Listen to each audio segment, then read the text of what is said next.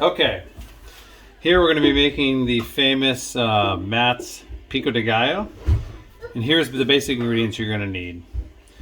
For my normal portion, when I'm serving anywhere from 3 to maybe 6 people, around that mark, I use 3 tomatoes. I use Roma tomatoes specifically because I like the texture inside. They have less juice, more tenuous material on the inside, so they actually mix better, and you need less straining. 5 or 6 limes, depending on, it's more the liquid you need. So these are really tiny. So I'm going to use 6 of these. If I had 3 large ones, that'd probably be good enough. Anywhere from a half to 3/4 of a large red onion. You need some really fresh cilantro. Obviously, we want that to be super fresh. You can get that. And then depending on the avocados you have in your store, you can either use these really large ones, which are very common in Dominican Republic and other places, or either like a Mexican or a Florida Hass avocado are fine. And I prefer to use Himalayan pink salt. There's any kind of salt is fine. And essentially, that's all I need for ingredients. Okay, so first we're going to start with our tomatoes. You want to make sure that your knife is very sharp so you can make good cuts here on the tomatoes. Whatever your favorite knife or sharpening tool is. I happen to use this Wusthof. There's many other brands that are great. Basically, this is about the only waste I'm going to have is that very tip. And the rest of these, you're basically going to dice these into small pieces. Another one that I think is fun to try when I want to dice or cut pieces really tiny is kind of lay them out and then basically cut them in cubes. One way. I mean, you could stop there. I could go sideways. And I'm done. I could argue which one's faster. I'm not sure. It's essentially what a paper shredder does. So there's many ways to do it. But you see here, there wasn't that much juice. And the reason I like the Romas is there's not a lot of loose material. There's not seeds floating around that you get in other kinds of tomatoes. Okay, so as I said before, I like using Roma tomatoes because they have less juice, less seeds. These ones had varying levels of seeds inside of them, so one, quick strain is helpful. I really don't want much tomato juice. I'd rather have it mostly be lime. So you can see there was some juice in there. Other tomatoes would have a lot more. So once I give it a quick strain, I'm back. And then up next are 2 things. I want to make sure that I start breaking down the tomatoes so they really absorb all the flavors. So I do salt and then lime juice next. Those are things that will help make sure I really bring out the right flavors. So put a decent amount of salt, probably put more than you would expect. Really get that going, get that stirring around. We'll do limes next. Okay, limes for me, it's pretty simple. Just cutting them in half. Putting them in any kind of juicer you want, a hand juicer, or there's electric juicers out there, and basically getting as much out as we can. Again, this is really going to add the flavors that we want. And I think one of the keys to my recipe is I put a lot more than you would expect. I really want the tomato to kind of sit in a bath, and if I have to strain it later, then that's okay too. Basically, I want to overly give these guys a real good bath. These guys are going swimming in lime juice right now, basically.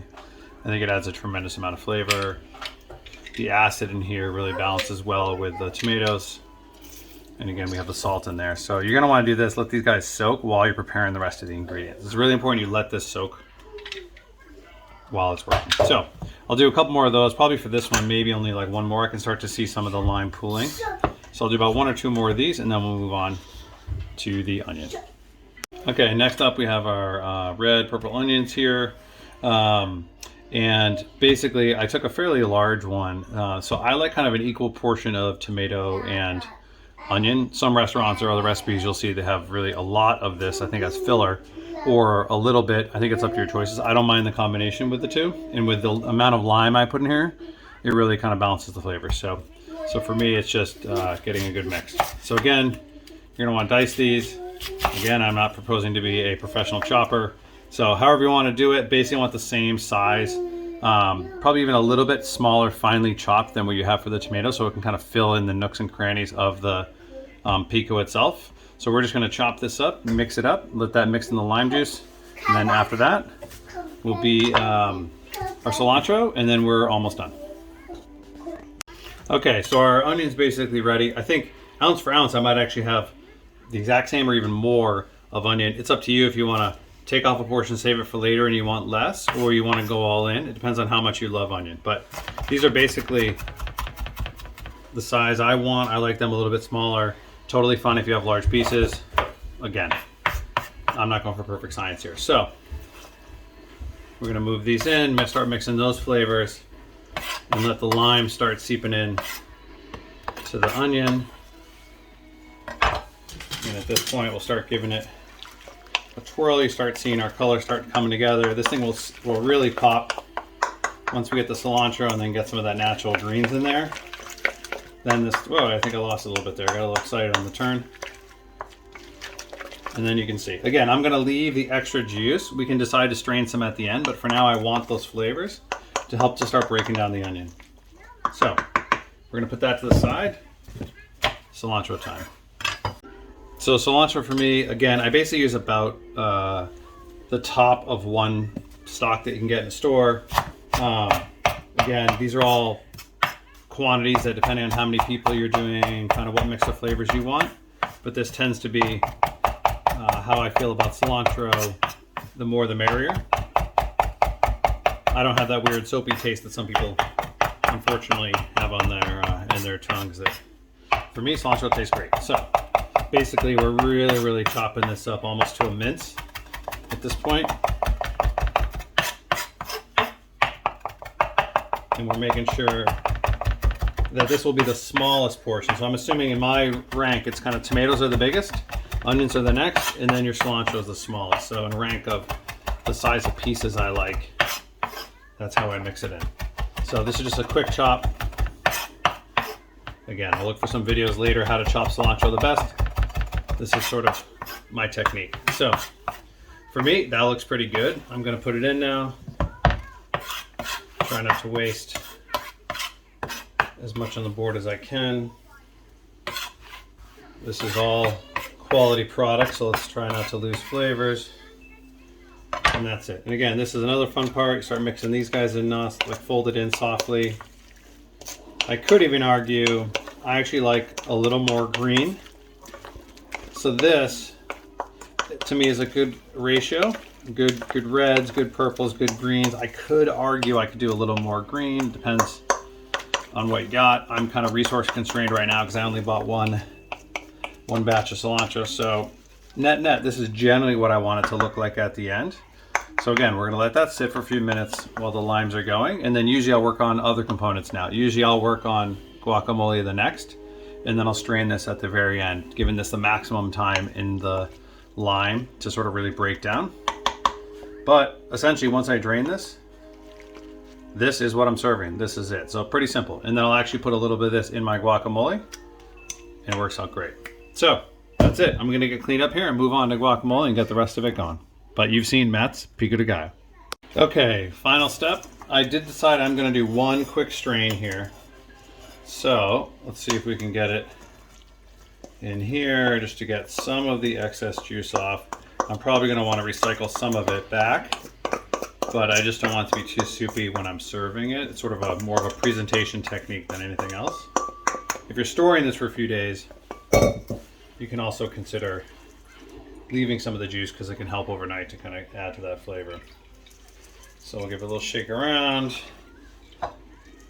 And again, as you can see, we got a decent amount, tomato and the lime. So for us, I'm just going to serve it in this bowl. We've been using it for a long time. Actually, my wife hand painted this from one of those pottery class places we did in Cambridge. And voila. There is your pico and a couple garnishes on top.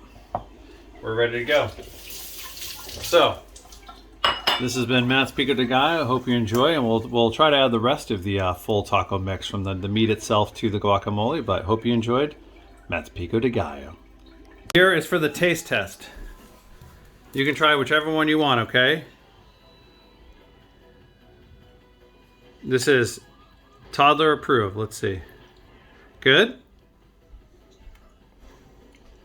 Oh, you're not supposed to double dip. Well, we're going to work on that. All right. This is the... Oh, you want to... Oh, you want Pico and... You want to take my decoration in the middle? Okay. Wow, okay. You're going for a big one. Wow, that's a good combo. I do like the Pico and... What do you think? Do you like it? I think we heard a mm-hmm. All right, this one has been Aliana approved, and that's saying a lot coming from the star of Cocinando con Aliana. All right, well, that's it, folks. That's been an episode of the Untitled Matt Cooking Show. But there it is. Now you have the recipe for both of these. Oh boy, not more salt, not more salt. Gotta go.